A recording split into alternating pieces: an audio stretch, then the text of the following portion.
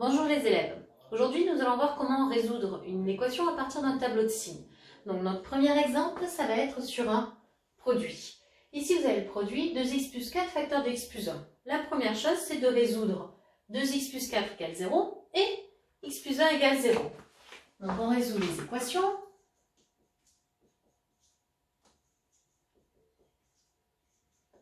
X égale moins 2. X plus 1 égale 0, ça nous donne x égale moins 1.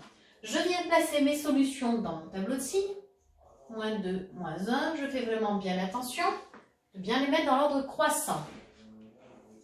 Ici, 2x plus 4, on a dit que ça s'annule en moins 2. Donc je mets un 0 en moins 2. X plus 1, on a dit que ça s'annule en moins 1. Donc je mets un 0 en moins 1.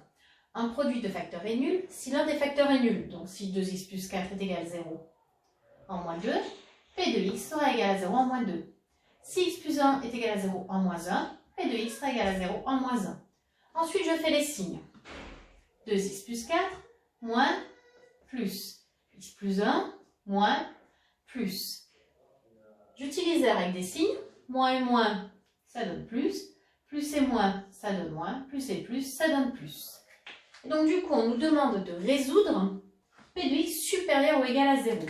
Quand est-ce que P de x est supérieur ou égal à 0? Quand le P de x est positif. C'est-à-dire ici et ici.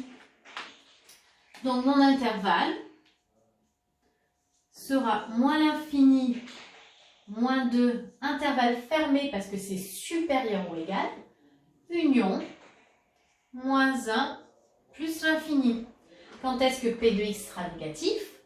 Du coup, c'est sur cet espace-là. Donc si x appartient à moins 2, moins 1, intervalle ouvert parce que c'est strictement. Nous allons voir un deuxième cas. 3 plus 4x sur x plus 1 supérieur ou égal à 2. Donc attention, pour résoudre avec un tableau de signes, vous devez obligatoirement avoir un 0 ici. Si vous n'avez pas de 0 ici, vous ne pouvez pas faire votre tableau de signes. Pourquoi? Parce que le tableau de signes nous permet de comparer c'est positif ou négatif, c'est-à-dire avec 0. Donc, comme on n'a pas de 0, nous allons faire apparaître le 0. Donc, je vais faire moins 2 à gauche et à droite de mon inéquation. Une fois que j'ai ça, il va falloir que je mette sur le même dénominateur.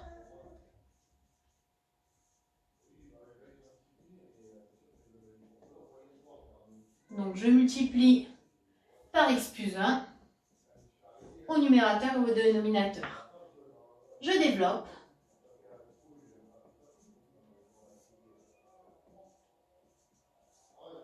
Et je réduis.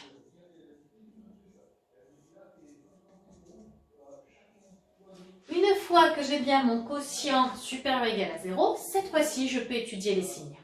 Alors, je vais d'abord résoudre l'équation 2x plus 1 est égal à 0, ce qui me fait x égale moins 1 demi, et x plus 1 égale à 0, ce qui me fait x égale moins 1. Je vais placer les valeurs trouvées dans mon tableau. Moins 1 demi. On n'oublie pas vraiment de les mettre dans l'ordre croissant. Ici, 2x plus 1, x plus 1. Et enfin, mon quotient, 2x plus 1 sur x plus 1. Donc 2x plus 1, on a dit que ça s'annulait en moins 1 demi. Donc je mets un 0 en moins 1 demi. Et mon signe, c'est moins plus. X plus 1, ça s'annule en moins 1. Donc je mets un 0 en moins 1. Et mes signes, moins plus. Ici, en 2x plus 1, mon numérateur qui est égal à 0, ça me fait 0. Par contre, mon dénominateur, attention, moins 1 est une valeur interdite. Je ne mets pas un 0, mais une double barre. Et ensuite, j'utilise ma règle des signes. Moins et moins, ça fait plus. Moins et plus, ça fait moins. Plus et plus, ça fait moins. Comme nous cherchions quand est-ce que ça, c'était supérieur ou égal à 0, c'est supérieur ou égal à 0 quand nous avons ici un plus. Donc, mes solutions sont moins l'infini jusqu'à moins 1. Attention, intervalle ouvert parce que j'ai une valeur interdite. Donc, je n'ai pas le droit d'être égal à moins 1. Et ici, moins 1 demi, cette fois-ci, intervalle fermé. Pourquoi? Parce que c'était supérieur ou égal à 0. Plus l'infini. Et donc voilà comment résoudre une inéquation avec l'étude du tableau de signes. À vous de jouer!